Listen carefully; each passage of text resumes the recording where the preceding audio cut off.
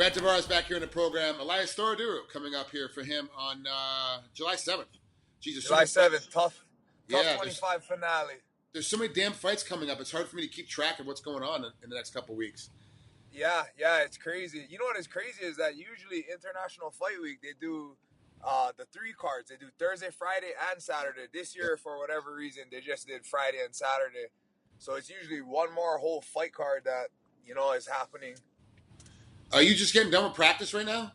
No, I'm on my way to get a massage. I completely forgot I had it. Luckily, my girlfriend reminded me, and I was like, Frank, I told Frank that we could do the interview tonight, and I was like, you know what, I'm gonna hit him up first and see if we can knock it out, and then go get my massage. It's not at one of those places on Spring Mountain, is it?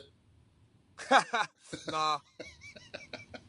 For those of you at home that don't know, Spring Mountain in Las Vegas has a lot of massage parlors, but they're not massage parlors. They give a lot of happy endings at those places. So, do they really? I always see these places, and I'm wondering. I'm like, how is that place stay open?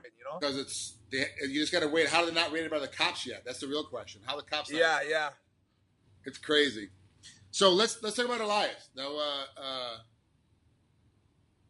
he's pretty decent. I'm not gonna spank on him. He's pretty good.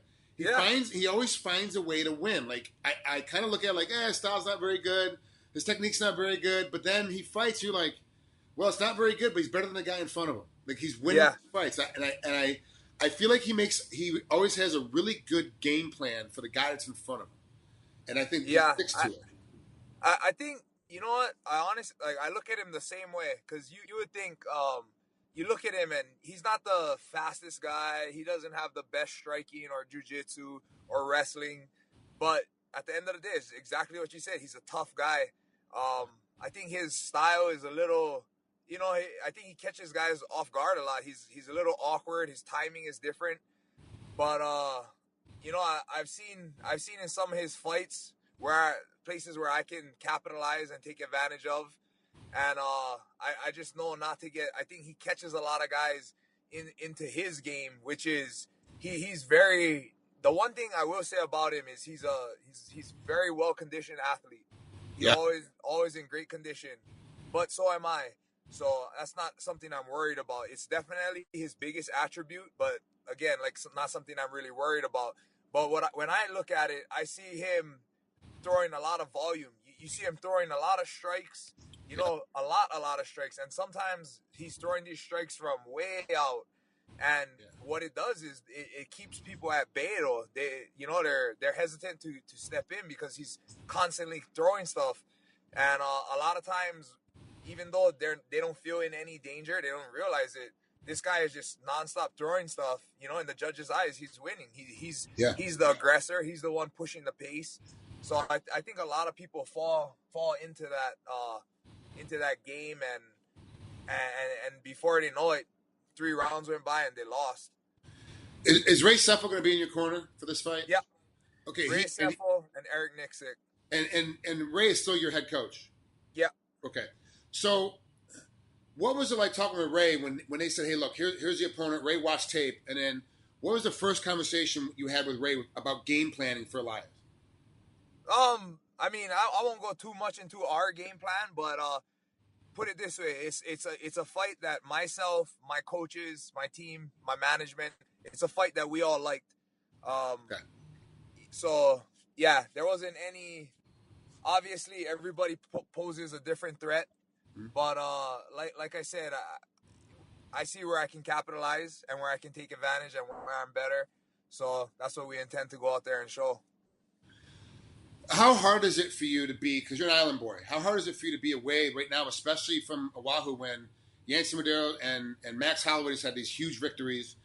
Hawaii's finally got a champ again, and you're a Hawaiian boy. It's like, but you're in Vegas. You're at the other island, of Vegas. 9th island. I'm at the 9th island. Is it hard for you right now to be like, you know what? Maybe those guys did it at home. Maybe I could do it at home. No, definitely not. It's something that I realized a long time ago, that me personally, I couldn't do it there. One is just I'm a bigger guy. When I go back, I'll oftentimes drop into Gracie Technics and train with those guys. but every single time, just like it was before, I was the biggest guy on the mats. Yeah. You know, and so I'm super stoked for them. I'm happy for Max, for Yancey, for Maki, all of those guys. Yeah. You know, like they got a solid, tight little group going, and they make it happen, and they're doing it from home. You know, like props to them. But as for me, like my last fight, I had to fly back to Hawaii on a few occasions to corner some guys. Yeah. And I had to make calls. It wasn't like, oh, I could just drop in the gym. Like I had to make sure that my training was lined up to where I would have partners. Cause I could go in there and Max, you know, like I'm not saying that he couldn't give me good training, but it's just if I have a fight coming up, it's not realistic. He's a 45er. I'm an 85er. There's a big gap there. So I was able to make it happen. My boy Maki Pitolo, he was around. He fights at 170. So we got a lot of training in. My boy Puna Soriano is still living in Hawaii at the time. He's out here in Vegas now. And then I went to Maui and I hit up Kendall. We just were talking about it. And, you know, like, appreciate these guys. Like Kendall, he has freaking a football team of kids. And he was able to get away. Yeah, he was able to get away and give me some good rounds. So, you know, I appreciate all these guys. But it's not just like it was back then. It was hard. Like all the guys my size, they got to work. You know, there's not a lot of big full-time fighters in Hawaii. So it is what it is. I'm happy here in Vegas. I love my team. I love my coaches. Yeah. And the one thing about Vegas is like you said, people call it the ninth island. So it's just an extension of home. You know, I don't have all my family up here and all my, you know, my friends that are back there and the beach. But other than that, you can get anything here. Local food, you can get poke, fish, whatever it is, they have it here. They even got 3 ABC stores now. Anything. I was just walking past an ABC store yesterday at Fashion Show Mall, and I was like, it's crazy. They're like, this is such a simple thing, ABC store, and whoever owns it must be rich. They're killing it, man. They're killing it. It's for the folks at home that don't know, ABC is like the 7-Eleven. It has got, you buy in there, it's one-stop shopping. You get milk, eggs, cheese, wine, alcohol, suntan lotion, T-shirts, sandals, tchotchke stuff. Like it's crazy, and it's amazing that Vegas didn't have one before. To be honest, yeah, that's nuts. Anyway, so obviously your rehab is going right because you're not rehab, but your time off, your recovery system is going right. You're getting a massage now, but what else do you do for recovery? You know what? I've been blessed this camp, so.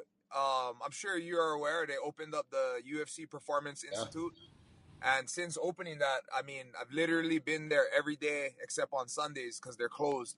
But there's a lot of stuff offered to me. You know, there's the hot cold plunge, Novathor, which is this infrared light bed, Normatec machines, which is the compression. And I ended up linking up with Normatec and I ended up getting my own Normatec for at home. So right after practice, I shot home.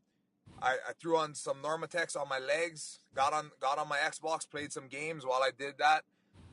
So, you know, there's a lot of stuff at my disposal, and it's really helped.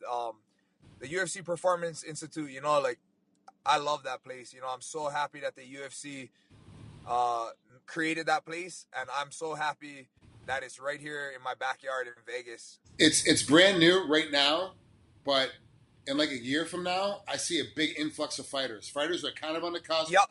They're not really sure where to go. Like, well, hell, I might as well just go to the UFC. I might as well go to Vegas. UFC's there, and there's at least 5 or 6 different gyms I can be a part of. It's got to be a big deal. Like, it's going to be a really big deal. No, exactly. That was my thoughts exactly. I was like, this can only benefit us, not just because we get to use it, but it'll bring a lot more people here.